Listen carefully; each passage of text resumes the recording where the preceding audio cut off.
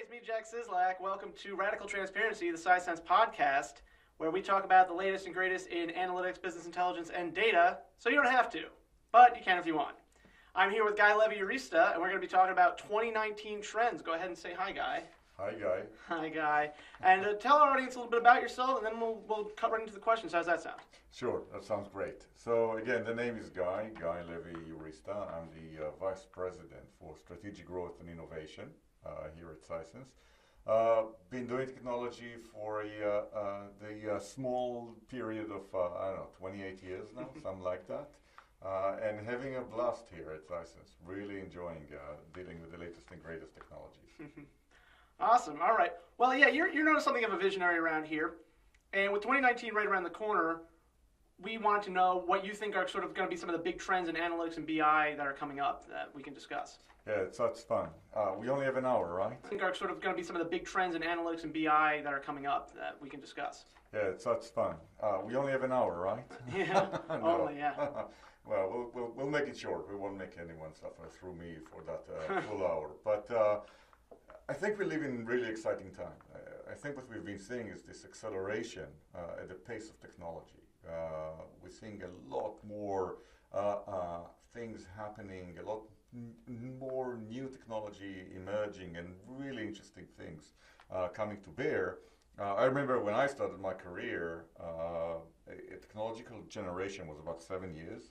Then it shortened to about 5 years. Now I think somewhere between 2 and 3 years, we see a new technology emerging. Data and analytics are really fascinating. I think one of the interesting things that we're seeing is this transition between Moore's law, where computation capability and the same goes to memory capacity, to a situation where data, following a double exponent, currently is doubling every 13 months or even 12 months, accelerating. That means that we're reaching a tipping point where we'll have a lot more data than current linear technologies, this is what I'm going to call it, linear technologies, can handle. The in-memory innovation of a decade ago that was introduced was great at the time where there was, a lot more memory than data. This is no longer the case. And what Right, you see, everything's making data now. That's right. Yeah. And what you see is a situation where BI and analytics tools aren't really capable of handling true complex data. When we talk about complex data, right, we talk about the 4 V's, the volume of data, the variety of data sources coming online, and the volatility at which you get data sources going online and offline. That's especially true with the IoT world. And so when you look at that, we really are at a tipping point, in my view, in terms of what technologies will emerge and how they're going to impact the business environment. If I were to point out the number one emerging technology trend that we would see in 2019, that would have to do with the data cognition engines. Data cognition engines are a new category of analytics engines that are emerging. They are leveraging AI, the deepest artificial intelligence, using deep neural networks. I know that the term AI has become a bit trite. Everyone's using it, so I'll try and avoid that. Okay. But neural networks are really the way to go. It's no longer just building some form of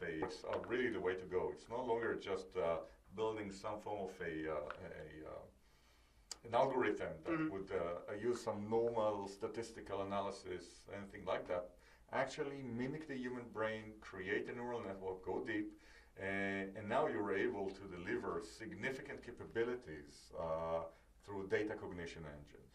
A recent example is the launch of Hunch, a data cognition engine, where a use case that of 6 terabytes. Wow. Yeah, that's a lot. Containing 1.9 billion records coming from IoT sensors that deployed at manufacturing devices, and that would take 30 minutes to query on an Oracle database, can be queried with 99.77% accuracy using a 500 neural network within 0.1 millisecond. We're Wow. talking, yeah, and that neural network is at only 2 megabytes. So take 6 terabytes down to 2 megabytes, take 30 minutes down to 0.1 millisecond, and That's huge. it's huge. And then all of a sudden what you have is as long as you're willing to relax to 100% accuracy and get to 99.77%, then what you have is effectively a compression ratio of 1 to 3 million and a time compression ratio of 1 to 18 million. Yeah, that's incredible. That is crazy. But that also means that instead of deploying big iron databases and high performant query engines, what you need to really do is deploy small neural networks at the edges of the network, at the IoT devices. And then every IoT device can become a supercomputer. Every sensor, every smartwatch that you have on you, every mobile device can carry the equivalent of terabytes and petabytes of data and work with it. Right, so instead of sending it somewhere else to be stored and queried and then it comes back and gives you an answer, it's got the answer already. It's figured it out. That's right, that's right. Think of a situation where you have, 1,000 machines out there that are manufacturing, producing real time. If each one of those machines needed to send out a query to a centralized database and wait for the reply back, there will be no end to that. On the flip side, think of a situation where you embed smartwatch, and as you go for a jog or as you go to exercise, it can effectively in real time analyze your biomarkers and compare them to the huge database of, I think, 200, 300 million wearers of data watches. Sure. And give you real-time advice regarding your health, comparing to everything else. This is pretty amazing. It's getting very sci-fi. Yeah, I know. Only this is a 2019 exercise. This is the crazy thing. Yeah, this is coming up like this year. Think about everybody out there listening to this. Some of you have smartwatches on. A lot of you probably have smartwatches on. Think about all the stuff it could be doing with this sort of data cognition, crunched in there right at the edge. Right. So you mentioned AI before. I know you said it's a little trite.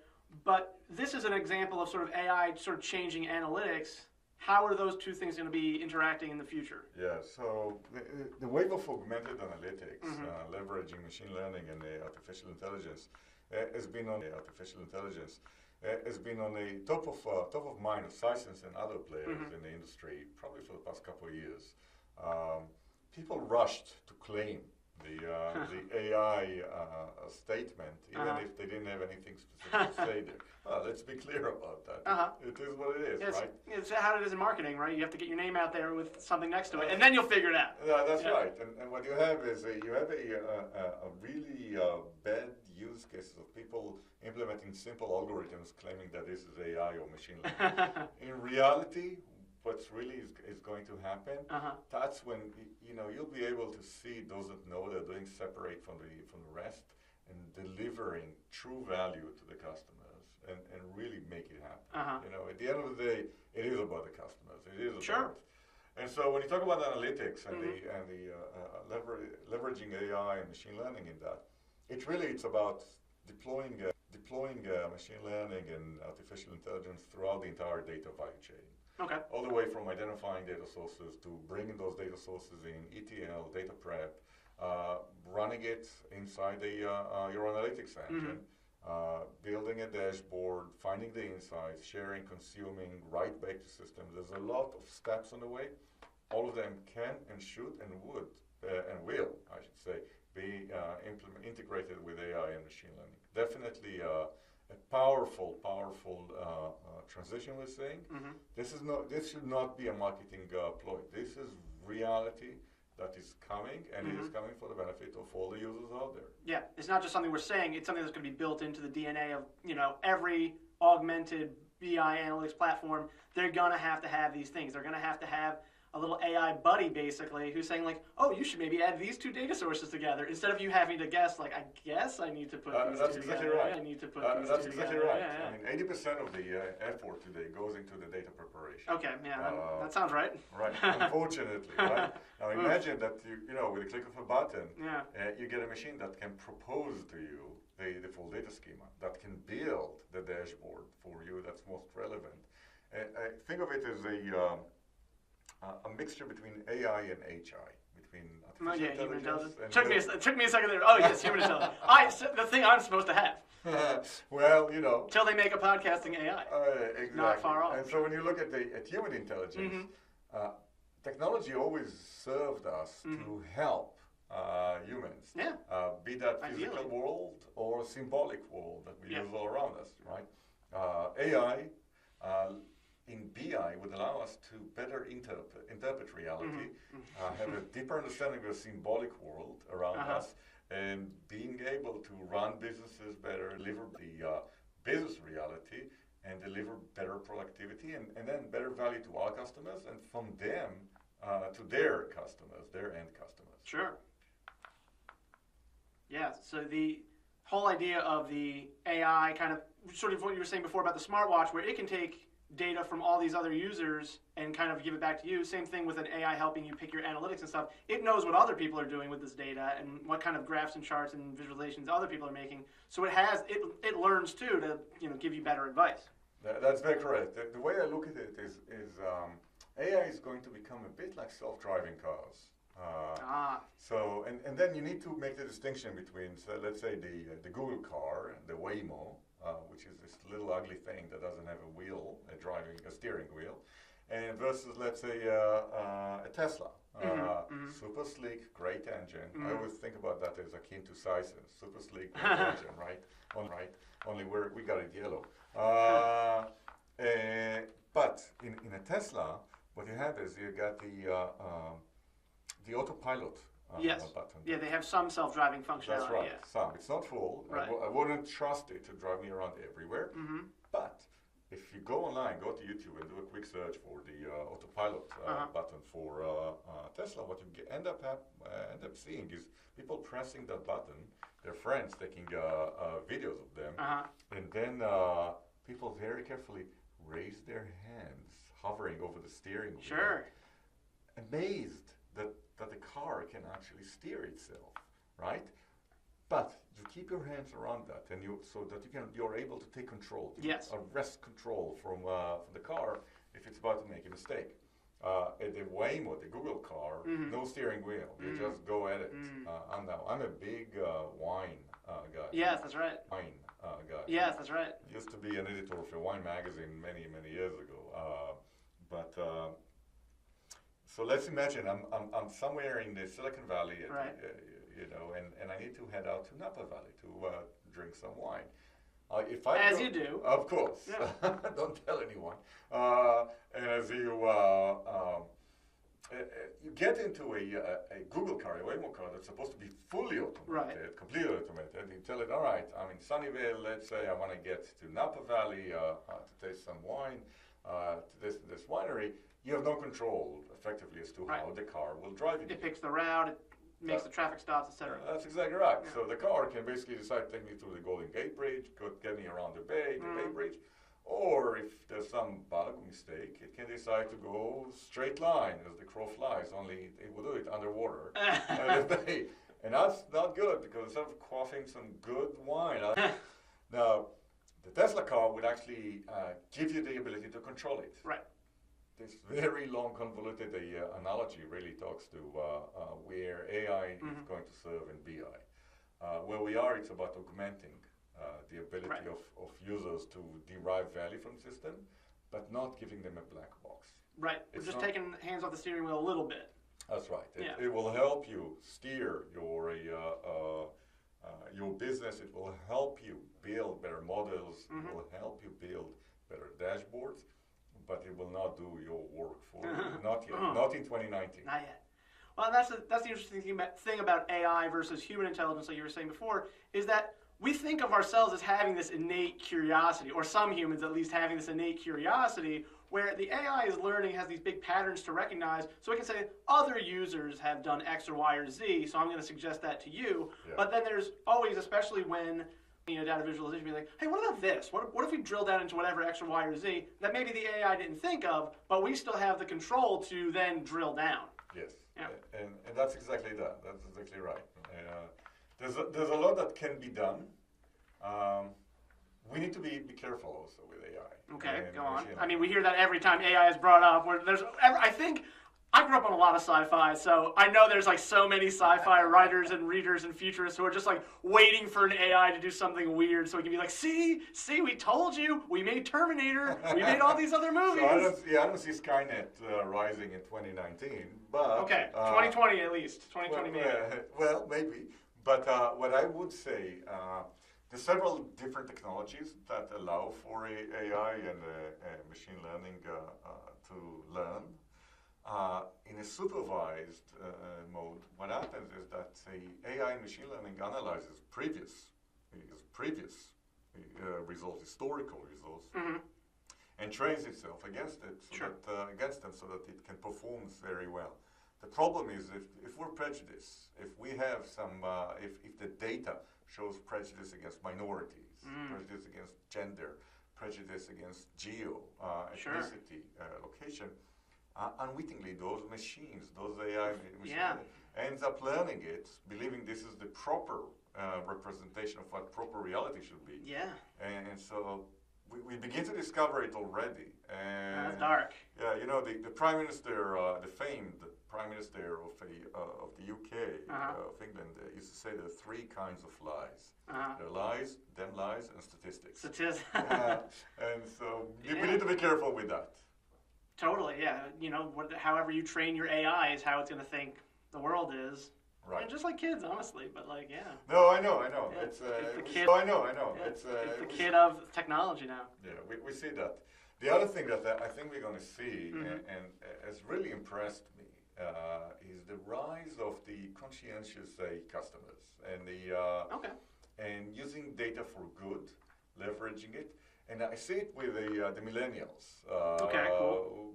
Really interesting, the rise of the millennials. People kept complaining about it. I'd say actually there's some really good things coming from this generation. All right. Doing some really cool stuff. I'm betraying my age as a Gen Xer, but... nobody's perfect. Thank you. But the fact that millennials are looking to change the world, the fact that millennials believe that there is responsibility towards our planet, there is responsibility about doing good. It's not just about making money. That's an amazing moral compass they bring with them to the. That's an amazing moral compass they bring with them to the business world. And I think once you begin to use data and become data driven with that high morals, that's great. Those great values, you put those in place, you become effective. You become effective, and it's no longer about, it would be great if we reach pay parity. It is what we need to do, and we measure it.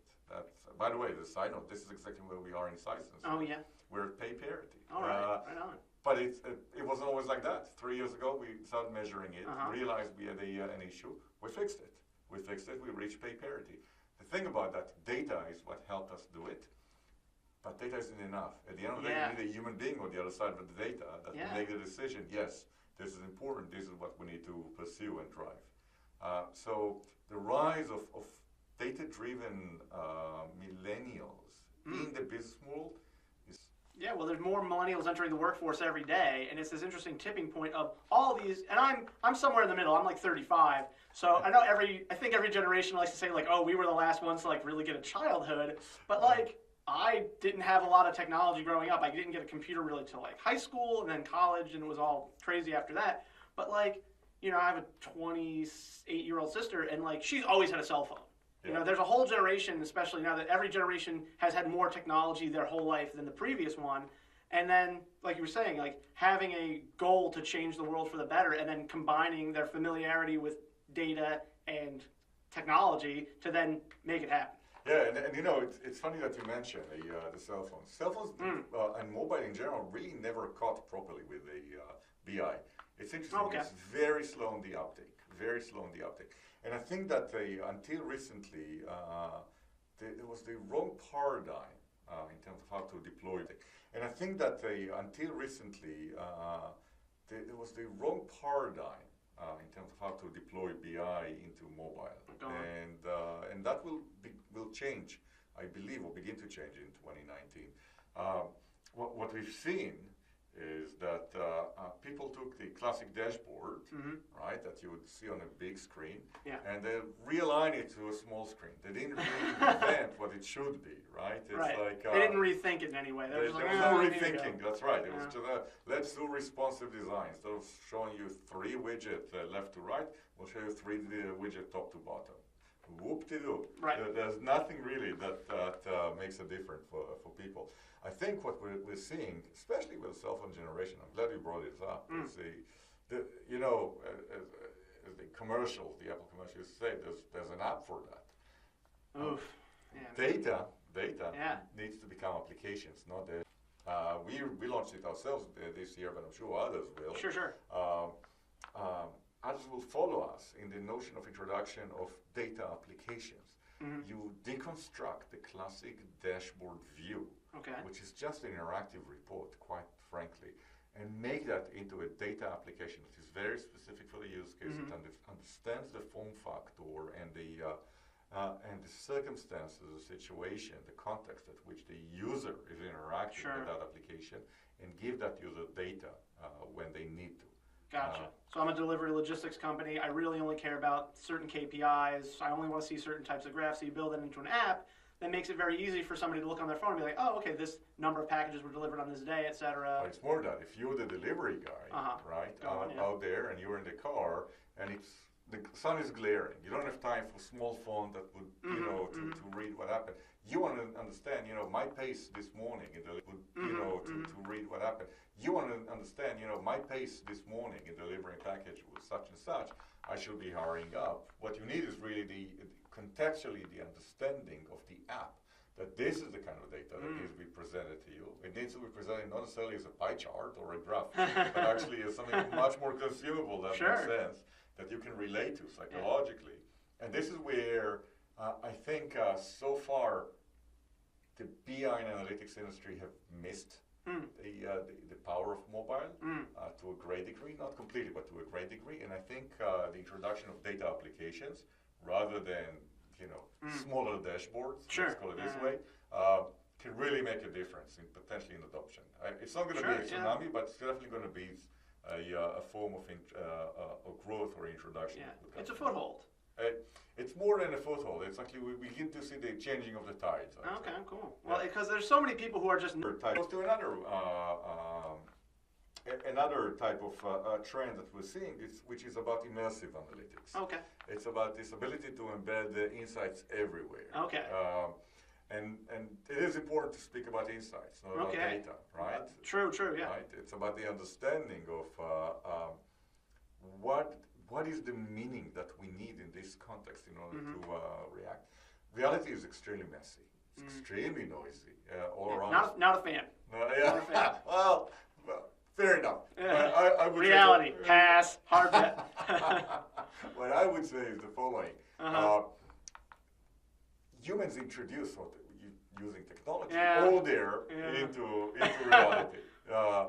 Data applications allow you to take it to the next level, right? The ability to quiet out all this noise around us and be able to concentrate on the one thing, to focus on the one thing that's noise around us, and be able to concentrate on the one thing, to focus on the one thing that matters at this point in time for this specific task. Yeah, that's cool.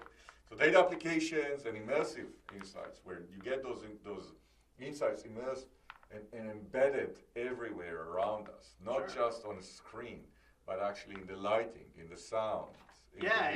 Any kind of way that can alert you something's up. Something's up. Here's what you need to know. That's right, vibration. We have many senses. We should take leverage of all of these to convey data. A bit like the introduction of the haptic touch, when you get to see that as a way to convey information.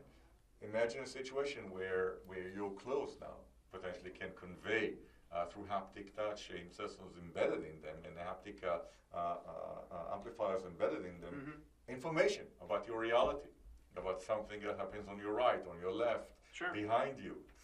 It's a really interesting use case, but once you... Seen like with social media especially, is that we have been trying for so long to filter out the noise. I only want to get these notifications. I don't want to hear about these things that are going on. Same thing, because there's so many signals you're getting through any social media platform. Same thing with all this data. I only want these insights. I only want to know about X, Y, or Z thing, and I want it in a way that like makes sense to me and is usable for me. Yes, yes, and that's exactly the case.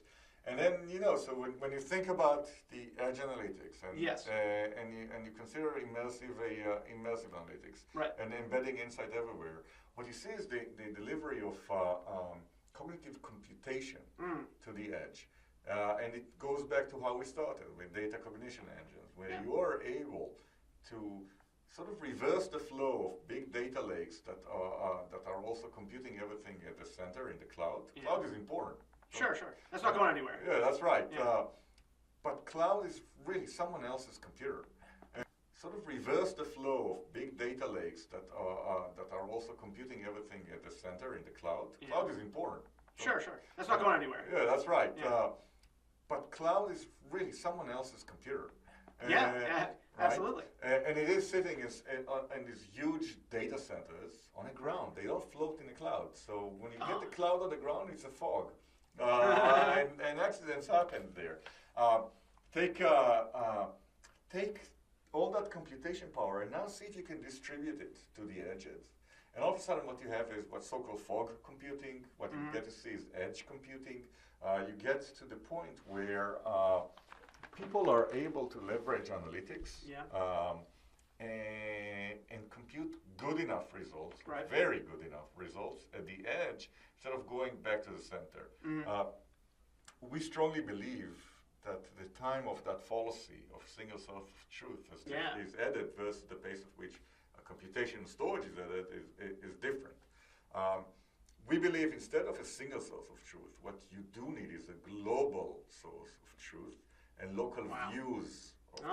Okay. And what you have with that global source of the truth, you have a big data lake that contains the important data that you require globally, but at the edges, at the department level, you don't need to store all the data, nor you wish to go back to the center for every question.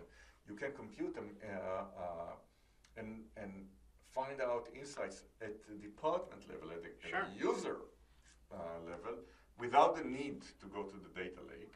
You can do a mashup of data, the relevant data, from the big data lake at the center of the network, with the local data stores at the user level, and with the local neural networks that are deployed at the edge devices and sensors.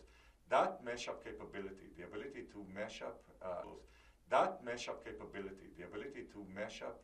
everything, mash up all data out there, and then embed the insights everywhere, gives you significant flexibility, and it's the only way, at least for now, that we'll be able to overcome that gap between those two exponents, the computation storage exponent, doubling every 18 months, and the data double exponent, currently 13, 12 months doubling and accelerating. Definitely an important wave. So remember, you heard it here first. Global source of the truth and local views of the truth. Well, I really dig that. I like that. It's almost sort of like how the human body, you don't have to send everything back to the brain. If you touch something hot, your fingers are enough. You know, like, oh, we're hot. We don't touch this. Let's go away. Right. And you don't have to, your brain doesn't, that's 113 degrees. Like, that's not as useful as just like, no, it's hot. Don't touch it. Same thing. Right. If you have a little edge-use neural net not fast enough, we have to speed this up, that's cool. It doesn't have to go back to the main data storage. Right. It's also really ironic that like the whole pitch of cloud computing when it started gaining prominence was, oh, you don't have to store your data where it is. You send it back to us and we'll store it and process it for you here, and then we'll send you answers back later if you want. Yes. Now it's like, okay, no, we're going to have tons of data. We're going to use that maybe sometimes, but really now we can make decisions closer to where we need them. And that's exactly right. And the ability to react in real time meshes very well with the accelerating pace of this world. Yeah. Things happen at the pace of 140 characters. It's very, very quick. The other thing, I'm always amazed when I started my career. So I was coding with really low-level languages, using C and those kind of languages. And I remember at a certain point in time, I was working on the system. Required me to to code and use a. At a point in time, I was working on the system.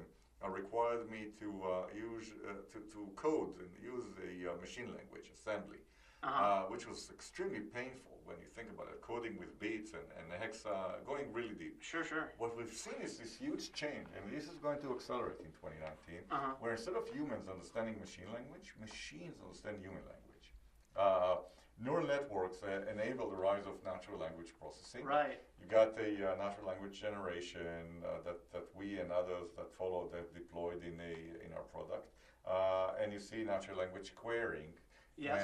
We introduced the first connection to the Amazon Echo, the Alexa. Right. Right. Really cool. That was a couple of years ago, and we see users adopting it more and more. But I think it's going to happen in a situation where the world around us would become much more human, not much more alienated by technology. Edges, if you'd like. Sure. It would adjust itself to the human being and the way we as humans would like to interact with it, rather than have that environment forcing us to learn its interaction. Yeah, no more programming with little bits and beeps. Think about it. It's as if we managed to fly out to Mars, but instead of dealing with the harsh conditions there, we basically terraformed Mars. And now we can live on it comfortably as we'd like as human beings. We're terraforming now technology. And natural language processing, natural language generation, natural language querying, it's that example of terraforming technology and making sure machines understand humans, not humans adjusting to machines. Well, we've been messing around with computers long enough as a species that I guess it makes sense that we would have gotten this far. We do it with everything else, making every device as ergonomic and convenient as it possibly can. Every device as ergonomic and convenient as it possibly can be. Correct. So that's a nice little theme to tie this whole episode up, is just making things easier for humans. Yes. Making big data easier for humans. And that's very true. Make big data easier for humans. Making sure that even the latest rise of auto machine learning tools, auto ML tools, it's all about automating and simplifying. Find the best models that would give you the best answers as quickly as possible. Those will be more deeply integrated into BI analytics tool. They may become part of the BI analytics stack, who knows. But at the end of the day, if I think about as final thoughts as we wrap this up, here at Sisense, we push hard at the edge of innovation. We really try to go all the way, and as a physicist, which is my origin, I think here in Sisense, we treat the laws of nature, if I may, as a recommendation. A suggestion. A suggestion. We can break those. We can actually do stuff that no one else does. The launch of Hunch recently, we take 6 terabytes and convert it into 2 megabytes. Yeah. That's pretty amazing, I would say. Pretty amazing. Huge. Making Huge orders of magnitude. Yeah, make a sensor, an IoT sensor, into a supercomputer. That is pretty crazy.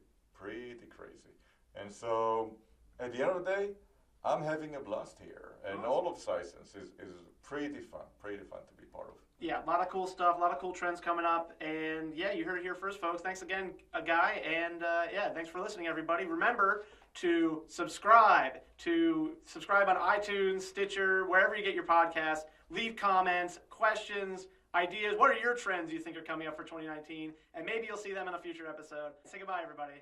Bye. Goodbye, everybody.